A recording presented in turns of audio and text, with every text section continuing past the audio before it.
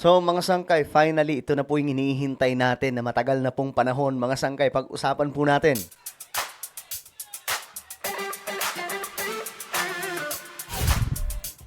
Hello, what's up guys? This is me. I'm back for another vlog today. At eto, mga sangkay, pag-usapan po natin itong magandang impormasyon, no? Ito ay matagal na po natin pinag-uusapan. Kung isa kang solid sangkay, malamang sa malamang, kabisado mo na ito, no? Pag-uusapan po natin ngayon mga sangkay ang isang mahalagang paksa dahil nagsalita na po ang isang mataas na opisyal ng ating gobyerno, no? Patungkol po sa, anyway, bago tayo magtuloy-tuloy, sa mga hindi pa po dyan nakakapag-subscribe, makikita nyo po yung subscribe button sa baba ng video na to. I-click nyo lamang po yung subscribe, i-click ang bell, at i-click nyo po yung all. Sa mga nanonood po sa Facebook, i-follow nyo po yung ating Facebook page. Okay. Ito kasi yung balita, mga sangkay. Ito ay matagal na po natin hinihintay, mga sangkay, na kumbaga mangyari. At ngayon pa lamang, mga sangkay, matutupad. Finally, no? Kung, ito, tingnan po natin. Ayon po kasi dito, Soto backs charter change. Sinusuportahan daw po ni Soto, siya po yung Senate President, mga sangkay, itong Chacha matapos daw po ang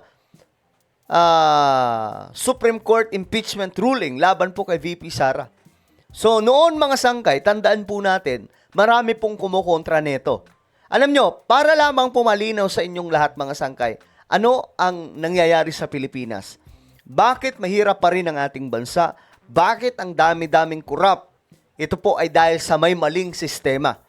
Matagal na pong sinusulong ito namin, mga sangkay, na magkaroon po ng charter change, magkaroon po ng pagsasaayos sa Constitution natin. Kumbaga, ipasura na yung 1987 Constitution. At isa sa mga nagsusulong dyan, mga sangkay, itong Correct Movement. So, shout out po sa mga member ng Correct Movement. At isa po sa mga co-founder nito, walang iba kundi si Orayon, ang ating pong kaibigan, mga sangkay, na siyang laging nagsusulong nito, no? At itong taong to, wala po itong pinapanigang mga, kumbaga, kung sino yung mga namumuno dyan. Ang gustong mangyari lamang nila ng Correct Movement, mga sangkay, maisulong na po itong reforma. Anong reforma yon? Kagaya po ng Federal Parliamentary System. At pagdating po sa ekonomiya, ito po ay ang pagpapapasok sa mas maraming mga negosyante sa ating bansa at pagtanggal sa 60-40 policy sa Pilipinas. Kasi yun po yung nagiging harang, kaya po hindi po up to now, mga sangkay, ang hirap umusad ng Pilipinas, ang dami pa rin po mahirap. Ngayon, bakit ang dami-daming korap? Dahil po yan sa 1987 Constitution. Bakit ang dami-daming nakakalusot sa batas? Lahat ng yan, mga sangkay, nang dahil po sa 1987 Constitution. So finally, mayroon pong Senate President na handang suportahan itong charter change. Kasi lahat naman po talaga magmumula dito eh. So, kung mangyayari itong mga sangkay, talaga nga namang matinding legacy ito. O, panoorin po natin. President Vicente Soto III pabor sa charter change matapos ang desisyon ng Korte Suprema sa impeachment complaint laban kay Vice President Duterte. Narito ang balitang kumpirmado sigurado mula sa Senado, Radyo Patrol, Joan Garner. Doc Dennis, suportado ng liderato ng Senado ang anumang hakbang kabilang ang charter change Yun. na magtutuwid sa desisyon ng Korte Suprema ng katigan nito. Ang una nitong desisyon na nagdeklarang unconstitutional ang articles of impeachment na inihain ng House of Representatives laban kay Vice President Sara Duterte. Ayon kay Senate President Vicente Soto III, handa ang suportahan ang pagbabago sa Constitution sakaling may magsulong nito sa Senado. O, ayan na. Sa mga nagsusulong dyan, ito na, nagparamdam na po ang ating Senate President. Sa mga nagsusulong daw po ng constitutional reform. It's time. Alam nyo, hindi matatapos kasi ang problemang to kung hindi aayusin yung ating constitution. May problema po kasi talaga dyan. Yan po yung, kumbaga yan po ang pinaka-problema, pinaka-ugat ng lahat. Korupsyon, kahirapan, lahat na po mga sangkay nasa constitution. So, it's time, no, sa mga nagsusulong, alam nyo, isinusulong na nga po ito na magkaroon po ng parliamentary system. Kasi halimbawa, tingnan po ninyo yung Japan, di ba? Bakit napakaayos? Kasi parliamentary system ang kanilang gobyerno. Doon po sa Europe, sa UK, mga sangkay, at iba pang mga bansa na parliamentary system, di ba ang aayos ang kanilang mga bansa? Singapore, ang aayos po ng kanilang gobyerno. Yung government po nila nakakagalaw ng maayos nang wala pong gulo. Hindi po tulad sa atin mga sangkay. Tayo kasi, presidential system, eto, away dito, away doon. Kung sino yung sikat, yun po yung nananalo.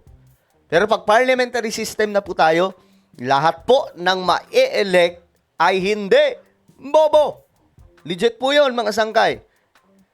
Kapag ka na-elect po yan, halimbawa, Prime Minister, nako, mga sangkay, makakasiguro na hindi po tanga-tanga. Yung uupo at kayang makipagdebate. Diba? Yung iba kasi, magaling lamang pong pumorma, pero pagdating sa debate, walang utak, mga sangkay.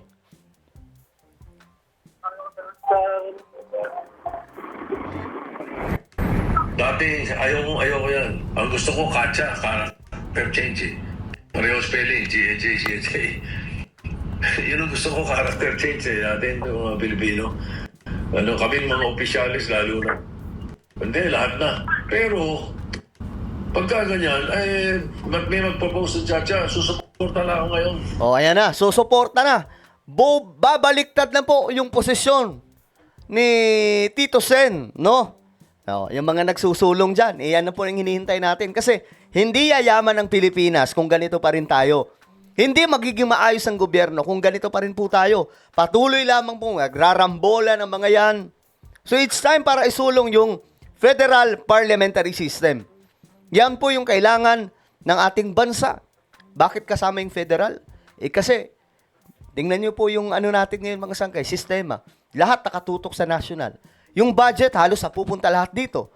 Nga pag-iiwanan yung mga probinsya. So kung magkakaroon ng federalism, mga sangkay, lahat ng mga probinsya lalago, 'di ba? Lahat, halimbawa, Samar, Leyte, Iloilo at Davao, Cagayan, etc., mga sangkay. Lalago po 'yan, Palawan. Mapapalago kung magkakaroon ng federalism. Pero hindi naman po pwedeng ganun lang. Kailangan po ng parliamentary system. Para nang sa ganun, mga sangkay, mas maging mahigpit pagdating po sa pamamalakad, pagdating po sa transparency, accountability, at kung ano-ano pang mas maliwanag, mga sangkay, na sistema ang dala nitong parliamentary system. Tingnan nyo na lang po yung mga halimbawa, yung mga mayayamang mga bansa na hindi magugulo. 'Di ba? Ito mga sangkay, Japan, Singapore, Europe, mga bansa sa Europe, mga sangkay, na mostly mga parliamentary system. Hindi po sila kasing gulo ng mga presidential system. Kasi, kita nyo, mga sangkay sa Pilipinas, gulo-gulo, 'di ba? Parang ayaw mo na nga magtiwala sa mga politiko eh. Lalo na sa Amerika, 'di ba? So, it's time sa mga nagsusulong dyan, ito na ang hinihintay natin. Kaya maituwid natin itong ganito na hindi lang pala Kongreso pwedeng maggalaw or Constitutional Convention lang pala pwedeng maggalaw ng Constitution. Pwede rin palang maggalaw ng Constitution ng Supreme Court. Paliwanag dito to, maituturing na kasing impact. So, yan po yung kumbaga nagtulak kay Tito Sen eh. Yung pagkakabasura sa impeachment complaint laban po kay VP Sara. Kumbaga sabi niya, sige, kung ganito na lang, edi sa mga nagsusulong na. Pero sana, sana ang tutukan po talaga pagsasaayos sa sistema. Lalong-lalo na po yung political system natin na napakagulo, mga sangkay, di ba?